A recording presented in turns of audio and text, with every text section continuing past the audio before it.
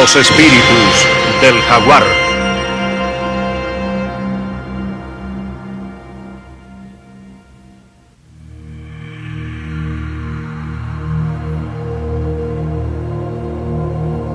Los habitantes de Centroamérica creían que al principio los dioses habían despertado al mundo a su existencia.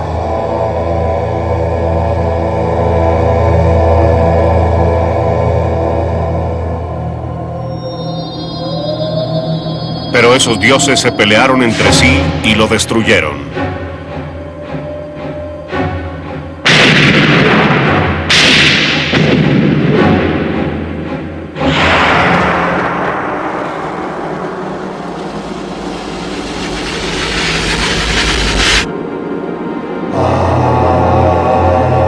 Varias veces acabaron el mundo y lo volvieron a crear. Las armas que emplearon fueron las fuerzas de la naturaleza.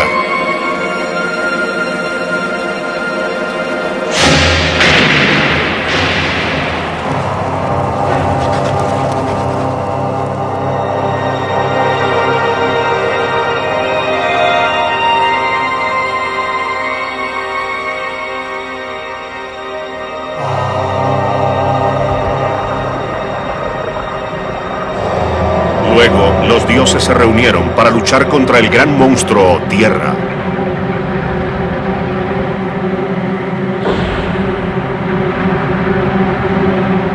Su cuerpo despedazado se levantó de las aguas para formar las montañas del mundo.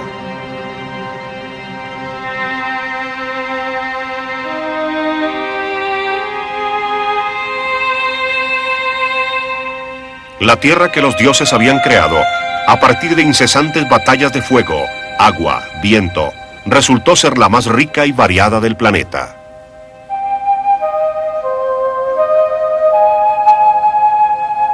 La espina dorsal del monstruo Tierra recorre Centroamérica, a todo lo largo, atravesando montañas, lagos y volcanes, con paisajes que van desde cañones cubiertos de pinos hasta grandes desiertos.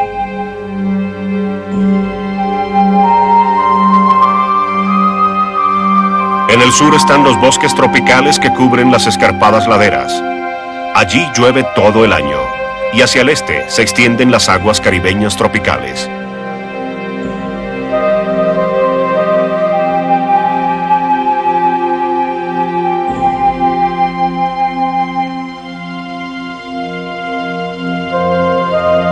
De esta gran diversidad surgieron culturas y civilizaciones moldeadas por sus alrededores.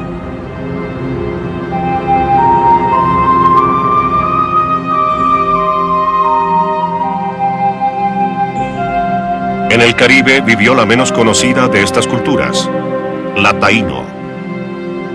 Los mayas surgieron de los bosques tropicales, y en los ásperos desiertos del norte de México se levantaron los aztecas. La creación de la tierra, su vida salvaje y sus civilizaciones, es la historia de los espíritus del jaguar.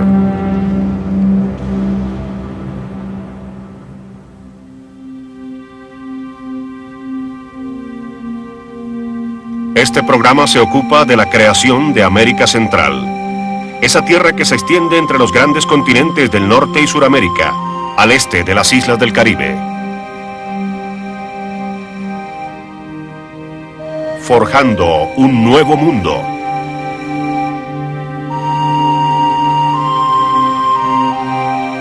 En las fronteras orientales de este nuevo mundo están las pequeñas islas tropicales y paradisíacas que dividen el Caribe del Atlántico.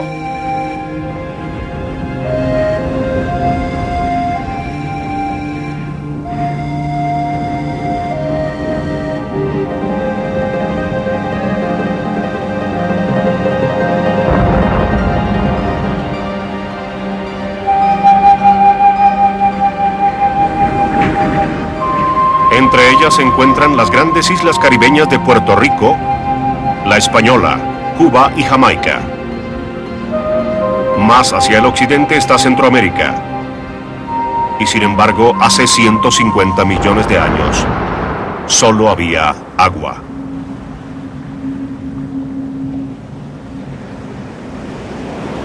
Volcanes subacuáticos situados en el lejano occidente a más de 1000 kilómetros en el Pacífico forjaron las islas del Caribe.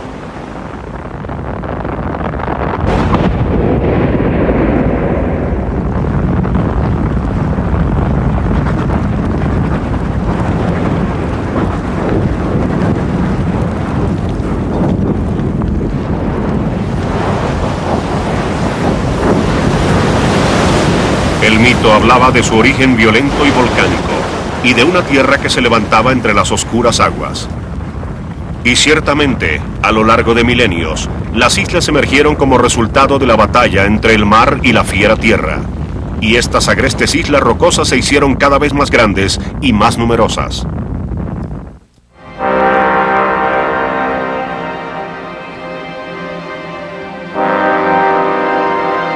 Este archipiélago formaba parte del borde de una de las vastas placas de la corteza terrestre. A medida que comenzó a moverse la placa, las islas iniciaron un extraordinario viaje en dirección al oriente, hacia la brecha entre el norte y el sur de América. A medida que se acercaban, las islas se fueron agrupando hasta quedar arañando los continentes.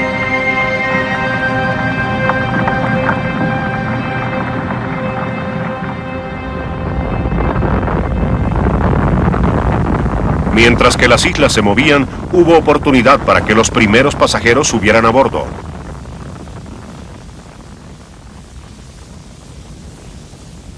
El viento portaba diminutas esporas de helecho, que se establecieron en las peladas laderas a lo largo de milenios.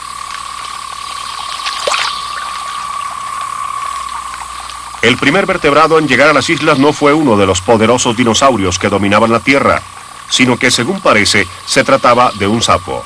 Este inverosímil pionero se abrió paso saltando la cadena de islas desde Sudamérica.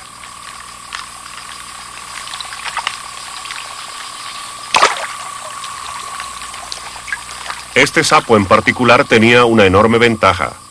A diferencia de otros, no necesitaba el agua para procrear. Los renacuajos completan su desarrollo dentro de los confines del huevo.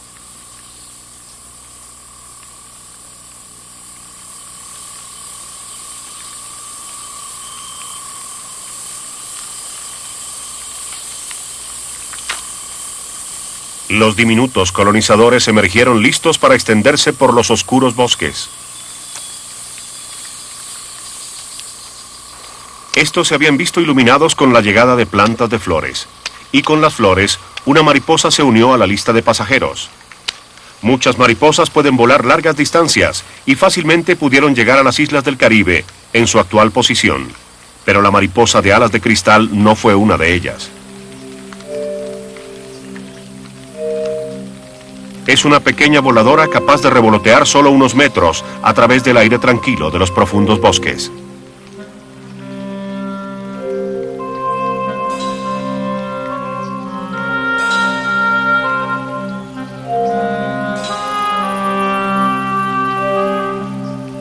La mariposa alas de vidrio debe haberse unido a las islas cuando dejaron de moverse, pero las islas no permanecieron cercanas a los continentes.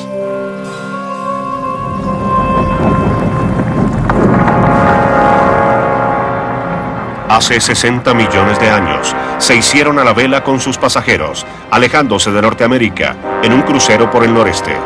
Ahora eran realmente unas islas caribeñas. Y mientras las islas viajaban, sus pasajeros evolucionaron en formas únicas, peculiares a las islas.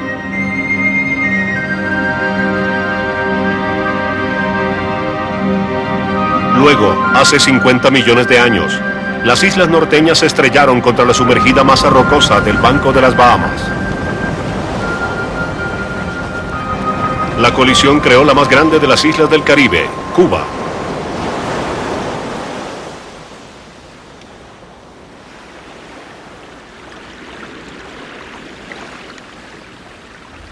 Ahora los animales tuvieron que abrirse camino por sí mismos hacia las islas. Algunos, como la iguana, llegaron nadando. Las iguanas de las rocas, cuando están jóvenes, sienten un deseo innato de desplazarse de su lugar de origen. Estos bebés de no más de 20 centímetros de largo nadaron más de 200 kilómetros desde Norteamérica para llegar a Cuba.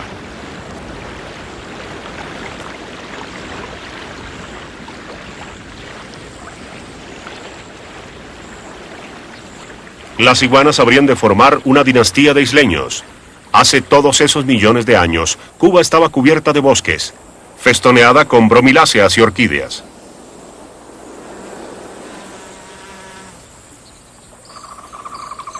Esta pequeña ave, el todi, ya estaba en Cuba, pues se había ido como polizón cuando las islas se alejaron de Norteamérica. El tominejo no es un volador de maratón. En pocas palabras, sus alas erizadas están diseñadas para vuelos cortos, que emprenden persecución de los numerosos insectos que hay en la isla.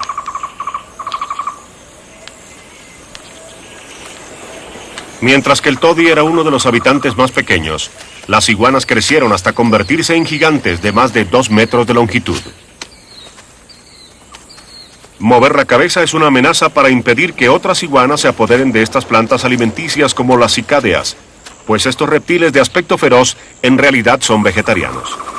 Las iguanas de las rocas son fieramente territoriales. Los machos vigilan la comida y a las hembras las protegen contra cualquier intruso.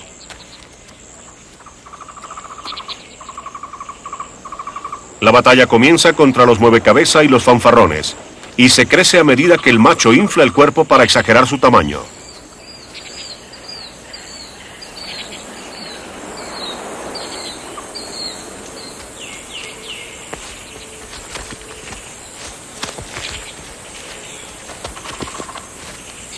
Si falla la exhibición, entonces empieza la contienda armada.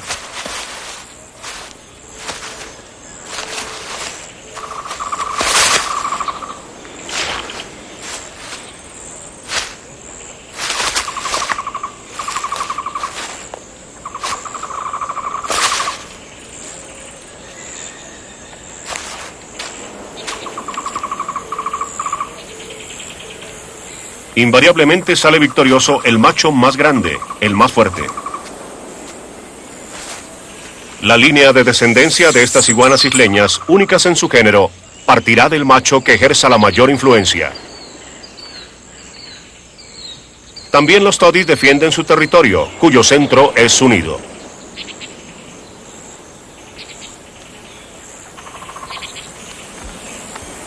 Como su lejano ancestro, el martín pescador, los toddies hacen sus nidos en huecos de troncos.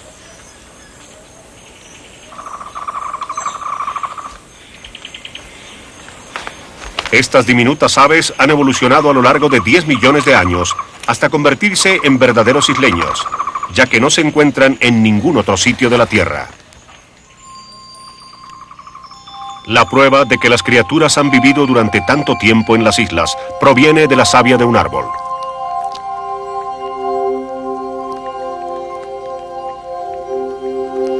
Las copiosas cantidades de savia no simplemente absorben plumas perdidas, sino que atraen insectos. Un incauto queda atrapado.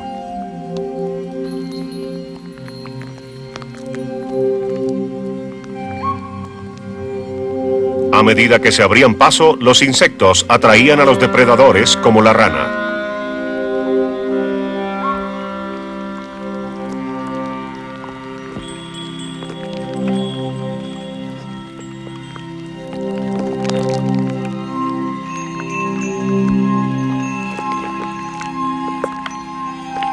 Fueron absorbidos. Su destino quedó prácticamente sellado.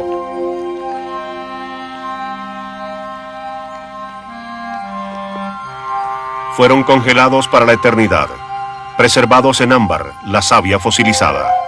Conforman un registro de la vida de las islas hace 45 millones de años.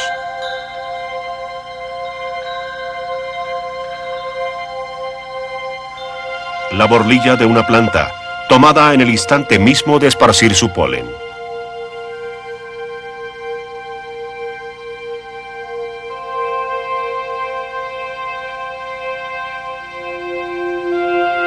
Todas estas criaturas tienen su propia historia de arribo. Las lagartijas fueron transportadas al Caribe por las corrientes del mar. Otros prisioneros del ámbar, como los insectos, habían sido transportados a las islas por las corrientes de aire.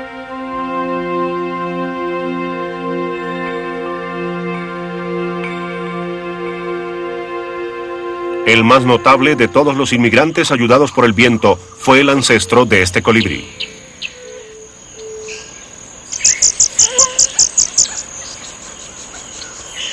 El colibrí de Cuba es el pajarito más pequeño del mundo.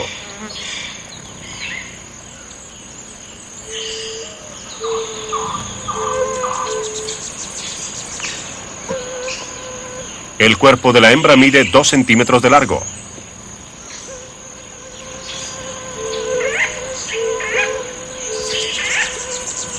Cuando se queda inmóvil en el aire, su corazón late 1000 veces por minuto.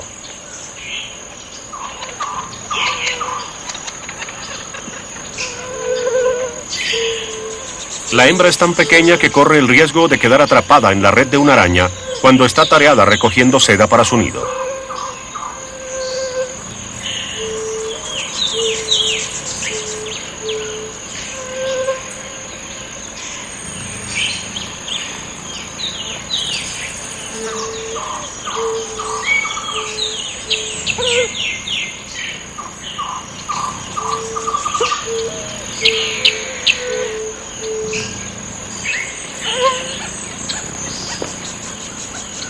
Únicamente la hembra se encarga de construir el nido. El papel del macho es vigilar contra los intrusos en su territorio.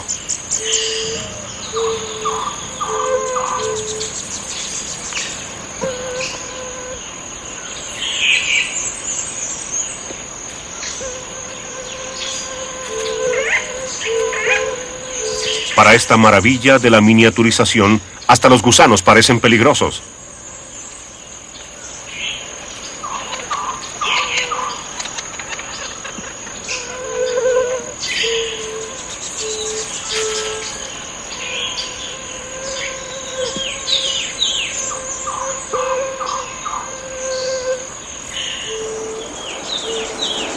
Cuba fue la fuente de gran parte de la fauna silvestre de las otras islas caribeñas.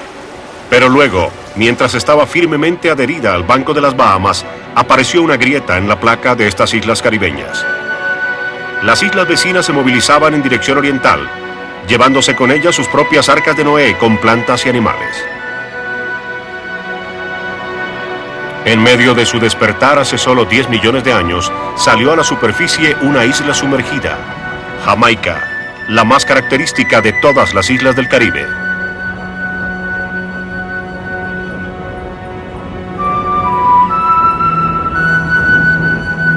Millones de años bajo el agua le significaron a Jamaica emerger como un suelo virgen para recién llegados, que habrían sido aplastados por la competencia en las islas más antiguas. Aún hoy se ve diferente, y es diferente de todas las demás.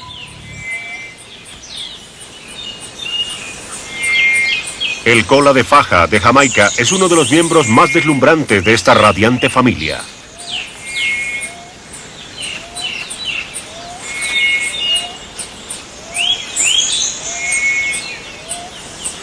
Sus ancestros llegaron provenientes de América Central, a llenar en esta tierra la vacante dejada por el colibrí.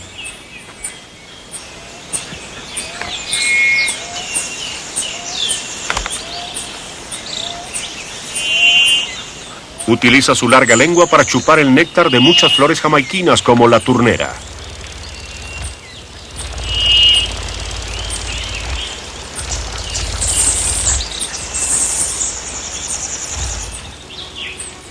Una de sus plantas favoritas es la bromilácea gigante. La espiga de la flor mide 1 metro de altura y provee suficiente néctar rico en azúcar para servir de combustible al energético vuelo del colibrí.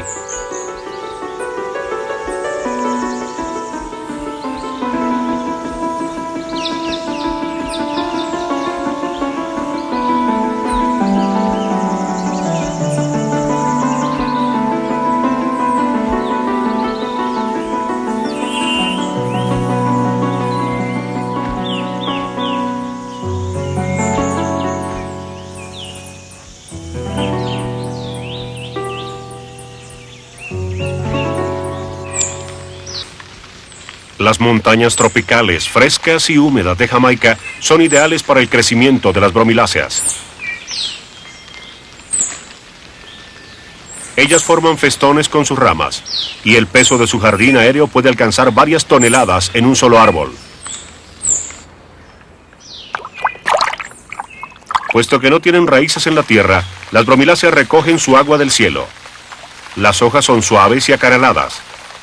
El agua lluvia corre por ellas y se acumula en la base de la planta. La bromilácea es una laguna en el cielo.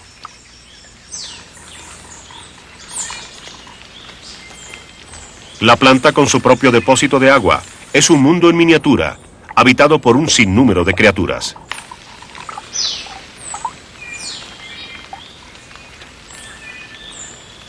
Inclusive plancton, nadando en este océano del tamaño de un vaso. Estas extrañas criaturas son las crías de un cangrejo que ha llegado a depender de la bromilácea. La hembra circula por el agua aumentando el oxígeno para sus bebés.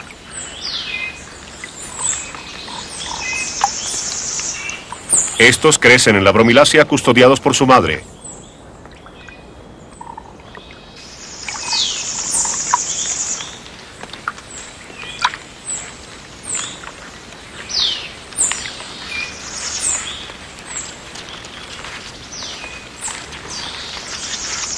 El cangrejo es un fiero protector de su progenie.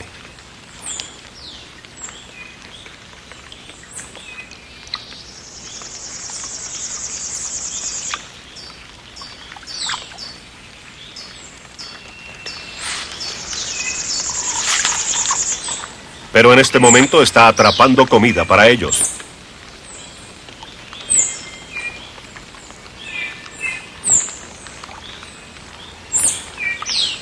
La vida de este cangrejo es única, escondido en una laguna a 30 metros o más en el aire. Pero hasta este mundo liliputiense tiene sus depredadores. El pájaro negro jamaiquino ha evolucionado un pico largo y puntiagudo para escudriñar la vida en la bromilácea.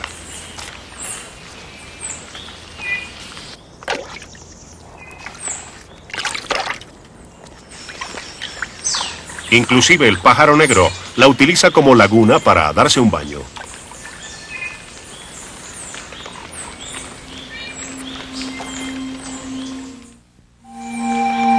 La mayoría de los habitantes del Caribe llegaron hace unos 2 millones de años.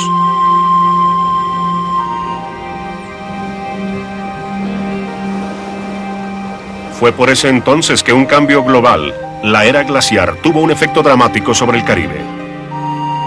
El nivel del mar cayó gradualmente y en lugar de los pantanos aparecieron los mares coralinos, bancos de arena y eventualmente las islas.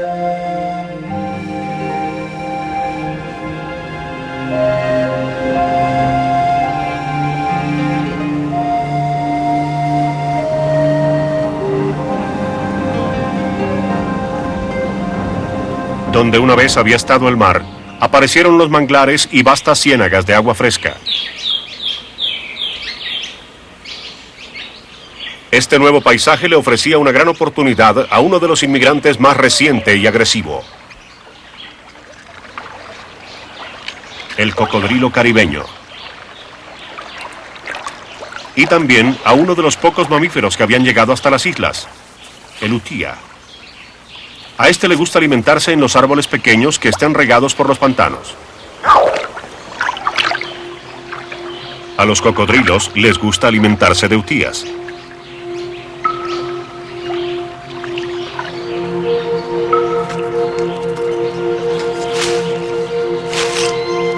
Aparentemente la altura ofrece seguridad, pero este utía está atrapado en un árbol aislado.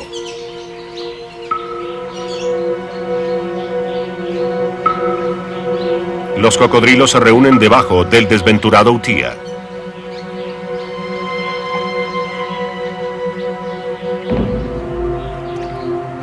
El cocodrilo del Caribe tiene un método de cacería inusual.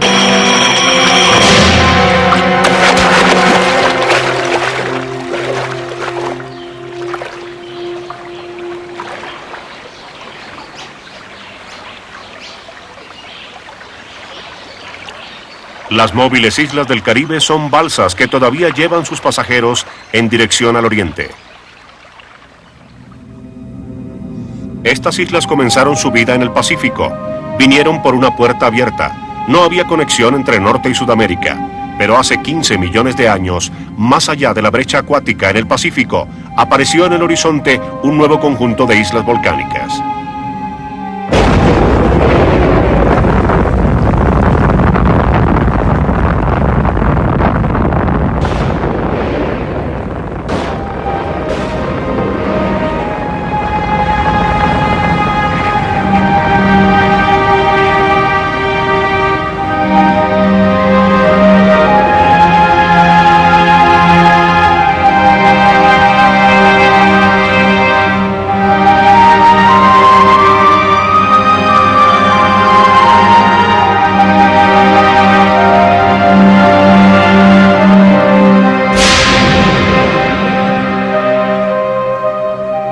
Estas islas se hicieron alguna vez más grandes y se deslizaron en dirección oriental, tal como lo habían hecho antes las islas caribeñas.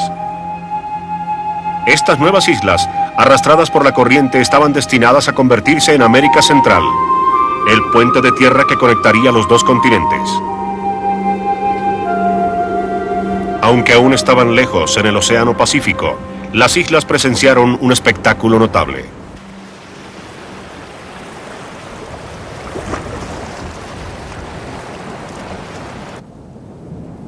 Cada año, las tortugas, las nómadas de los océanos, visitaban estas apartadas islas.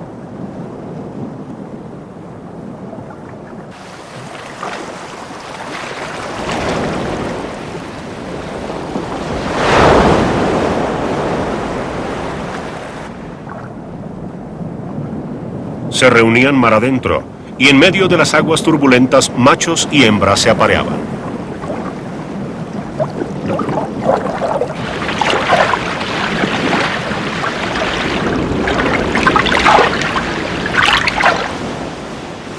Luego las hembras esperaban el tibio aire nocturno.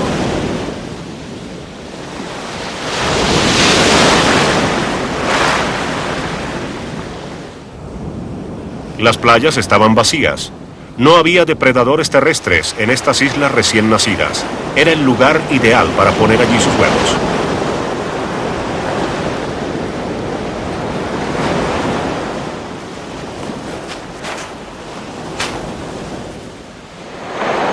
Durante millones de generaciones, mientras las islas se deslizaban por el Pacífico, cantidades de tortugas Ridley llegaban para hacer sus nidos en las playas. Las tortugas llegaban a la playa únicamente a poner sus huevos. En el término de unas horas, las hembras se replegaban en su mundo oceánico.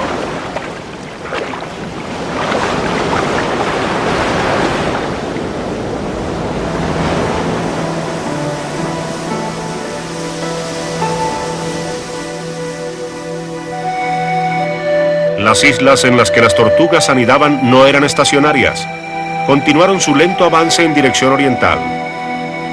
Finalmente, hace entre 2 y 3 millones de años, cerraron la brecha entre Norte y Sudamérica. Había nacido América Central.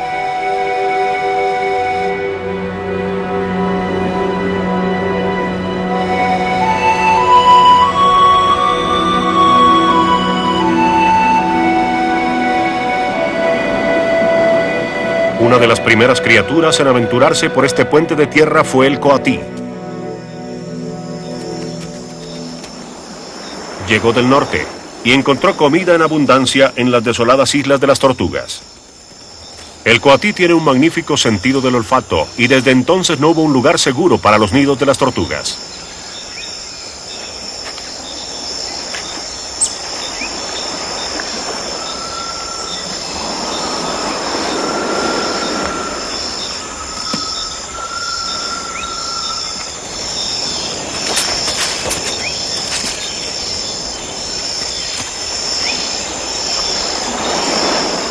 Las tortugas Ridley habían cambiado el mundo para siempre.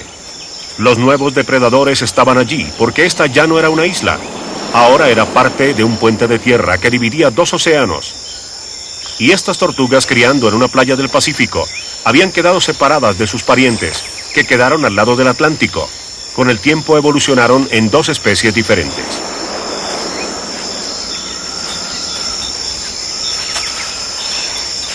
Para las tortugas bebés Ridley, del lado del Pacífico, su preocupación era alcanzar el océano vivas.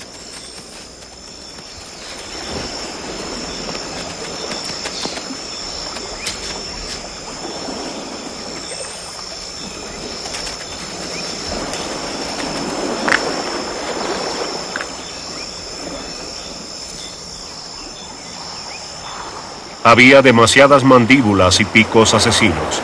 Pero el ejército de bebés tortugas sobrepasó el hambre de los depredadores. Miles hicieron el recorrido cruel playa abajo. Algunos tuvieron éxito.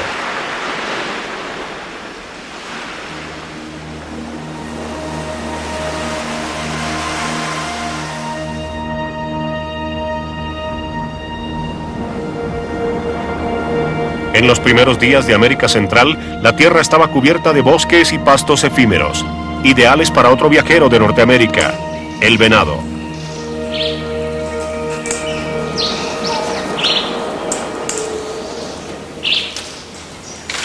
Del sur llegaron los micos. Los árboles fueron su autopista.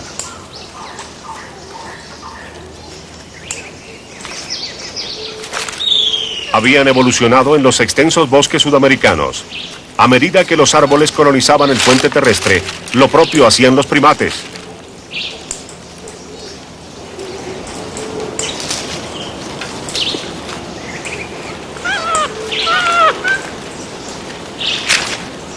Las frutas y flores proveían a los micos y a los demás colonizadores como la iguana del alimento necesario.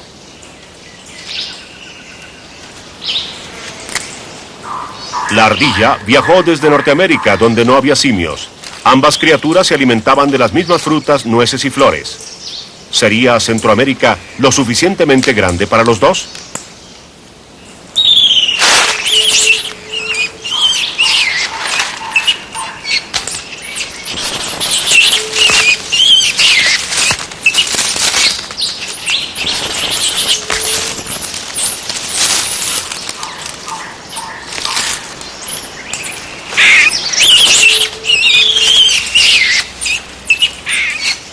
Esta no es simplemente una pelea por las frutas y las flores.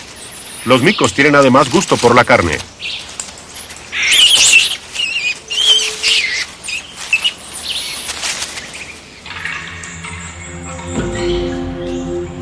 Pero el más poderoso depredador de todos vino del norte. El jaguar. Habría de viajar hacia el sur por el corredor de Centroamérica, a medida que las criaturas del sur se trasladaban al norte. Por primera vez se cruzaron en el camino jaguares y osos hormigueros. El oso hormiguero se internaba tanto al norte que llegaría hasta México. El jaguar extendería su dominio para toda Sudamérica. El puente terrestre se convirtió en la autopista para los mamíferos de los dos continentes. Extraños sudamericanos como el armadillo acorazado atravesaron pantanos y pastizales.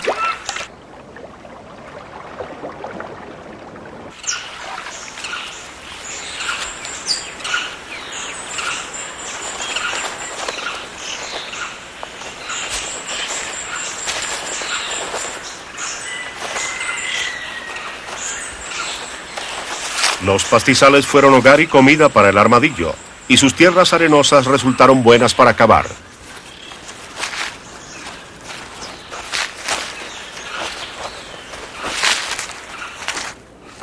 Este mamífero primitivo, que fue uno de los primeros colonizadores, tiene una biología curiosa.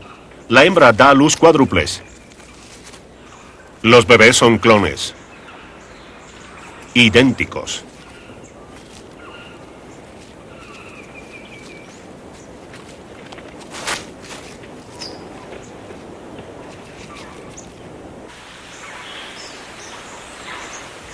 El ancestral armadillo del sur y uno de los mamíferos de Norteamérica se encontraron en los pastos del puente terrestre. El zorrillo es un pariente de la comadreja, pero es más conocido por sus olorosas defensas.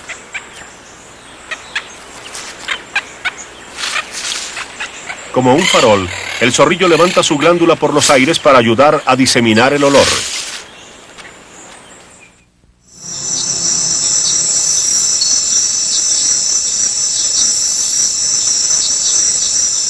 El mapache es pariente de uno de los primeros pioneros del norte, el coatí. Pero esta criatura no pudo adaptarse a vivir en los pastizales. Se pasa toda la vida en los árboles.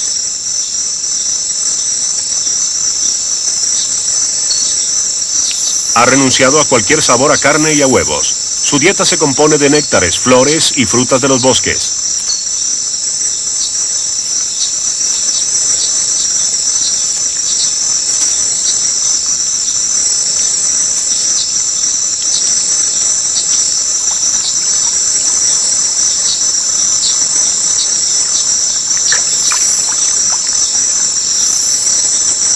El jaguar y el mapache, inmigrantes norteños, comparten las noches con criaturas sudamericanas, incluido el yapoc,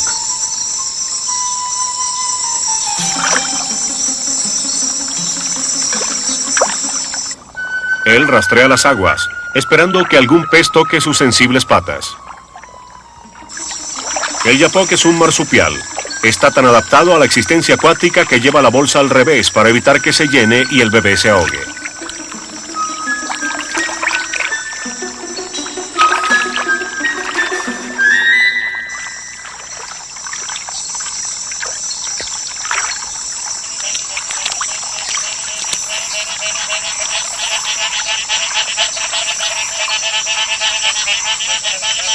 Centroamérica se convirtió en terreno de prueba donde las especies que evolucionaron separadamente en Norte y Sudamérica entraron en competencia directa.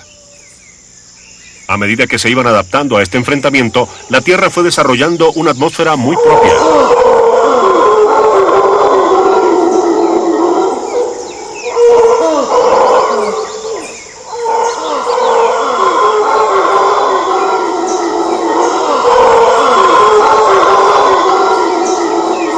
Monos aulladores y tamandúas descendientes arbóreos del gigantesco oso hormiguero hacen bullicio en la copa de los árboles.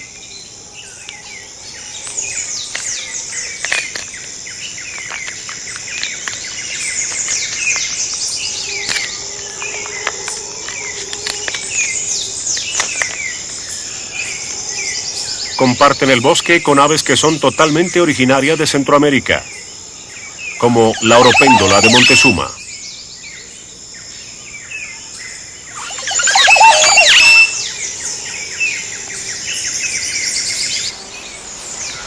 En los árboles que cubren las laderas de las altas montañas vive una de las aves más hermosas del mundo. Los ancestros del esplendoroso quetzal llegaron de Sudamérica, pero los quetzales están confinados a los bosques nublados de Centroamérica. Las quetzales hembras no se dejan impresionar por apariencias superficiales. No importa cuán hermosas puedan ser sus plumas, el macho debe mostrar buen comportamiento, cavando nidos de prueba para que las hembras observen y decidan. Revisan con ojo crítico los nidos de diversos machos.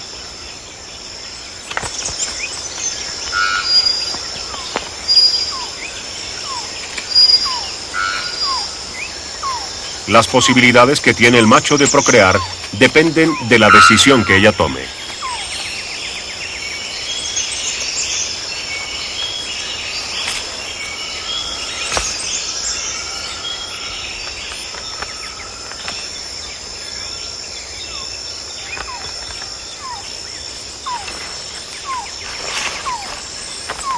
Insatisfecha con este nido modelo, la hembra parte a revisar el de otro macho.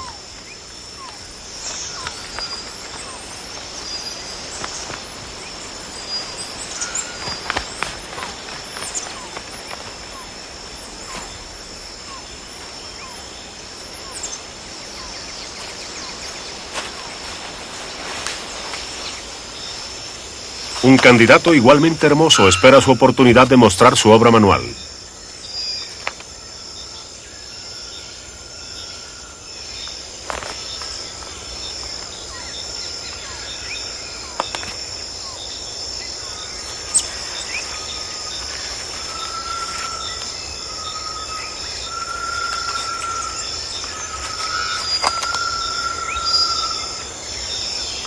Ni los científicos ni los quetzales machos saben qué es exactamente lo que hace que la hembra se incline por uno u otro al tomar su decisión final. Ambos sospechan que no importa cuán crítica se muestre la hembra, el espléndido plumaje del macho no resulta totalmente ajeno a la decisión. Las plumas de los quetzales dieron un colorido marco para que otras especies entraran a este nuevo mundo. Los humanos fueron los últimos en llegar. Arribaron procedentes del norte hace solo unos 13.000 años. Bandas de cazadores nómadas bajaron de Norteamérica a México y Centroamérica.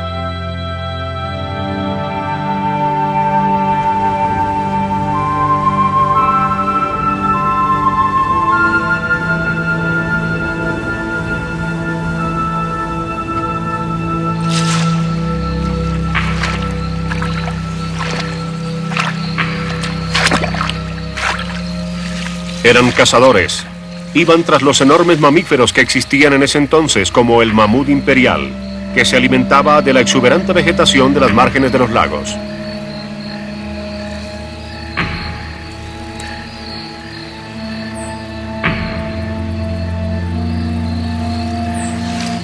Para atrapar una bestia tan descomunal y poderosa, los cazadores tenían que acercarse, lo que requería cuidadosa comunicación, coordinación y un tremendo coraje.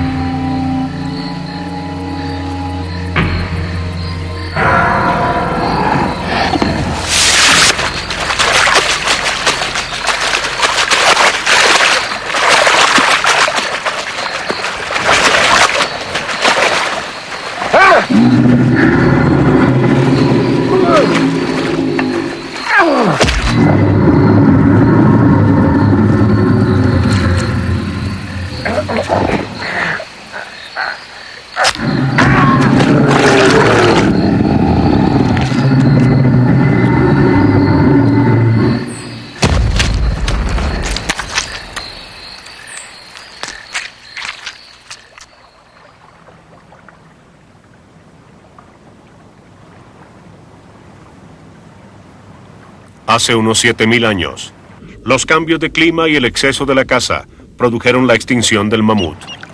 Pero los cazadores permanecieron, se inclinaron por otras riquezas de los lagos, las aves y los peces.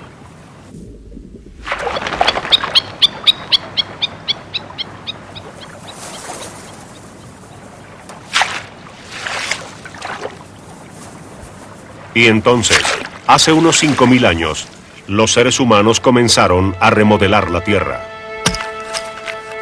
Se inventaron la agricultura. Comenzaron a cosechar. Fertilizada con los peces de los lagos, esta planta revolucionaría América.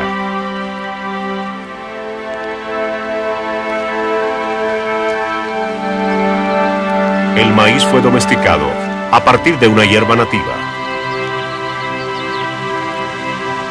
Con el advenimiento de la agricultura, los pueblos comenzaron a establecerse en comunidades estables, que comenzaron a crecer, a hacerse más complejas.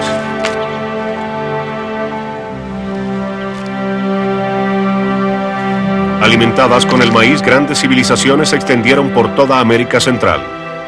La tierra que las vio nacer habría de forjar su carácter, lo mismo que los animales y las plantas que las rodeaban. La cultura más misteriosa fue la de los taíno, los habitantes del Caribe. Su forma de vida se basó en la riqueza del mar tropical.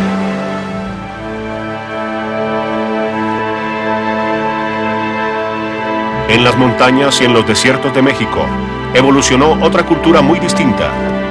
Los aztecas fueron una raza de guerreros que construyó un gran imperio.